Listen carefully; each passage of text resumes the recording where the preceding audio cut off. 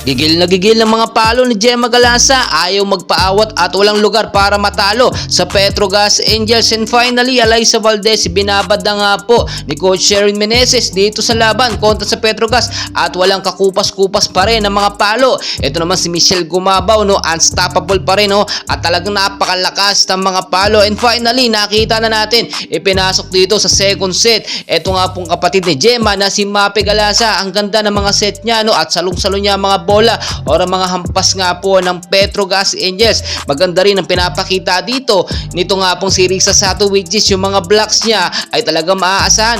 Well guys, ito na nga po, laban na ng undefeated Creamline Cool Smashers kontra nga po sa kupunan ng Petrogas Angels at napakatindi po, no, at nakita nyo first 6 lineup po ng CCS. Maganda ang ginawa dito ni Coach Sherwin Meneses, talagang pinalakas niya ang CCS. Pasok sa first 6 itong si Alyssa Valdez, Kylie Negrito, Risa Sato, Panaga, Michelle Gumabaw at Gemma Galasa. Set 1 pa lang po, nakita nyo nakuha ng CCS ang first points, no, at matindi po dito ang binitawan ng kasama sa starting 6. Ito nga pong si Alyssa Valdez, tulad ng ating sinasabi, kinakailangan na nga dito si Valdez, no, dahil very crucial at matindi ang kanilang kalaban na Petrogas Angels, no. Nakita nyo naman, no, talagang nagkaroon ng mahabang rally or talagang matinding laban po dito sa set 1. Di kita ng score pero nakita nyo nung early set po ng set 1, no, ay lumalamang po talaga ang Petrogas Angels. Nagkakaroon po kasi ng mga error sa mga service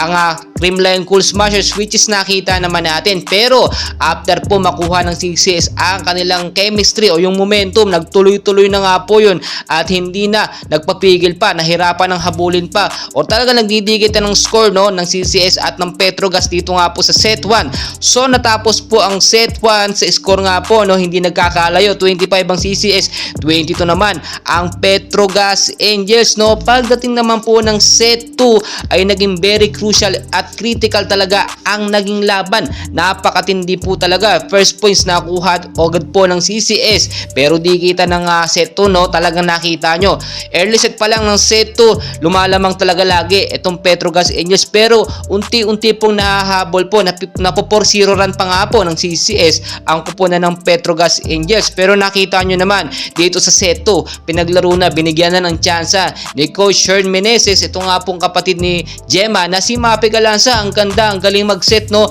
talagang magaling na sumalo. Siyempre alam naman natin ibalalabas din agad ni Sherwin Meneses yun dahil siyempre bibigyan ng priority ito nga pong si Kylie Negrito. Si Negrito naman po nakita nyo pa iba-iba yung mga set niya, minsan mababa, minsan sobrang taas naman, which is yun po ang dapat niyang i-improve dito nga po, no, para makapalo ng maayos ang mga spiker po ng Creamline Cool Smashers. So matindi, very intense po itong set 2 at dito na po nakita natin nagdikitan ng score bago matapos. Nakuha po ng Petrogas Angels ang set 2, no. Sa score nga po na 23 ang CCS, 25 naman ang Petrogas Angels. So pagdating naman po ng third set ay dito po mas matindi ang nangyari.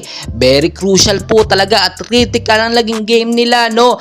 Ang nangyari po dito, sobrang dikitan po yung score bago po matapos yung set 3 at puro challenge po talaga ang nangyayari magkabila ang team, no. Panay tawag na po si Coach Sherwin Meneses at ang coach po ng Petrogas Angels. Nakita nyo naman talagang hindi nagpapatalo ang dalawang team na ito na CCS, no, at ang Petrogas Angels. Pero nakita natin talagang dikitan, no. Sino man ang manalo dito okay lang po, pareha silang magaling, do wala pang talo ang CCS, okay lang dahil siyempre, no, talagang pinapakita ng Petrogas na magaling din po sila. So pagdating po ng set 3 talagang nakita natin nakuha po ng Petrogas ang pagkapanalo. So umabot pa po ito, no.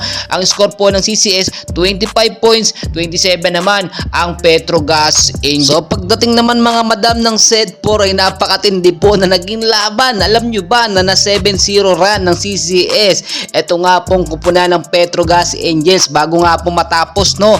Ito nga set 4, napaka very crucial at very intense talaga yung naging laban po at very unexpected po talaga ang nangyari. Nakita nyo naman kung paano nagdediretso talaga ang score, no. Si Tots Carlos hindi na nga po umalis sa service at siya talaga nagbibigay ng mga score. Naka 12 points po agad siya, no, dito lang sa set 4. Nakita nyo, natapos nga po, no, ang set for sa score nga po na 25 ang CCS, 90 naman ang Petrogas Angels. So pagdating ng set 5 at umabot pa nga ng set 5 ay dito na mas ginalingan nga po ng Creamline. Hindi na talaga nila sasayangin ang pagkakataong sa set 5 at yun na nga po nagtuloy-tuloy ng magandang momentum at chemistry ng Creamline hanggang sa nakuha po nila ang pagkapanalo dito po sa very intense na laban sa set 5. And congratulations po sa Creamline Cool Smashers. Pinatunayan po nila na sila talaga ang undefeated at defending champion ngayong PBL All Filipino Conference. Maraming salamat po.